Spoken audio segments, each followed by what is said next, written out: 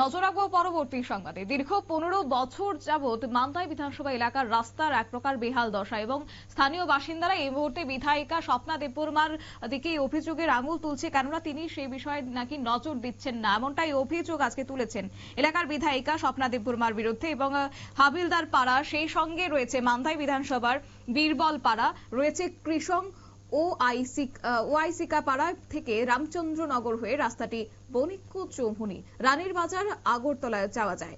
2010 সালে একবার এই রাস্তাটির মেরামত করা হয়েছিল, কিন্তু তারপর থেকে আজ পর্যন্ত কোনো দিন রাস্তাটির সংস্কারের কোনো ধরনের কাজ করা হয়নি। বর্তমানে রাস্তাটি চলাচলের অযোগ্য হয়ে রয়েছে।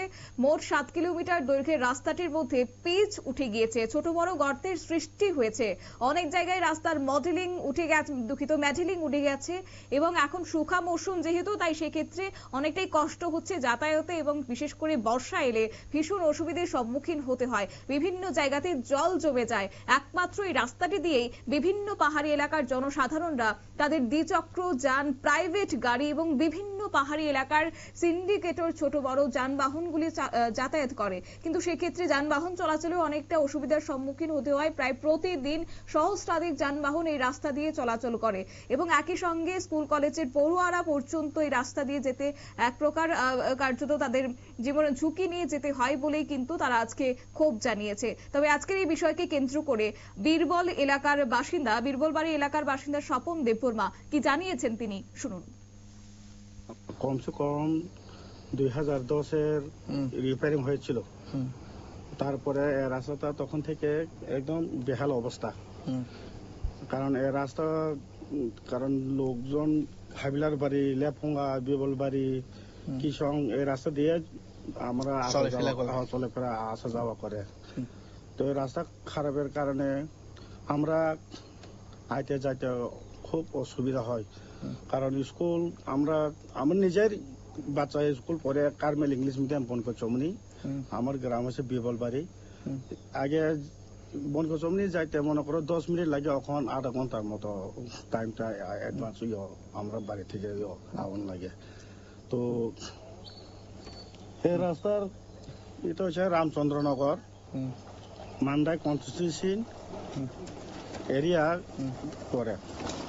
তো আমি রিকোয়েস্ট করতে চাই রাজ্য সরকার এবং বর্তমান আমরা বিধানসভার যে প্রার্থী ম্যাডাম স্বপ্না ম্যাডামকে আমি বলতে চাই এই রাস্তাগুলি তাড়াতাড়ি অতি সঠিক ঠিক করার জন্য।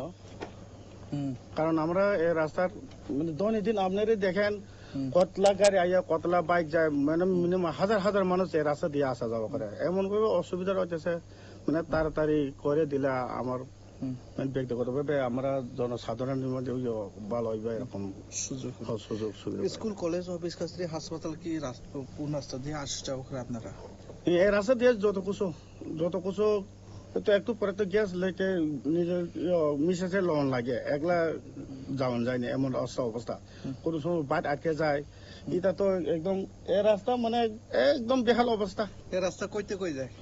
এখানে বনগচমনি থেকে আগরতলা খৈপুর বাইয়া আগরতলা, এদিকে হাবিলার বাড়ি, লেফুঙ্গা ব্লক, আর এদিকে বিবল বাড়ি, কিষং বাড়ি, ওয়াইসিকা অবিচরণ রাস্তা। কোন বিধানসভা অন্তর্গত? 11 মান্দাই। এমএলএ কে? MLA madam Swapna Debbarma. আপনার নাম? আমার নাম স্বপন দেববর্মা। আপনারা শুনলেন বীরবল বাড়ি এলাকার বাসিন্দার বক্তব্য এবং তিনি যেটা জানিয়েছেন যে রীতিমতো 2010 সালে যে রাস্তা সংস্কার করা হয়েছে এবং তারপর থেকে আজ পর্যন্ত কোনো ধরনের উদ্যোগ গ্রহণ করা হয়নি রাস্তা সংস্কারে, যার ফলে সেখানে মুমূর্ষু যদি রোগীকে নিয়ে যেতে হয় তাহলেও সেখানে বেগ পোহাতে হয়। এবং একই সঙ্গে বিধায়িকা কার্যত তিনি আশ্বাস দিয়েছেন, কিন্তু তারপরও কোনো ধরনের উদ্যোগ গ্রহণ করছে না, যার কারণে ক্ষোভে ফেটে পড়ছেন।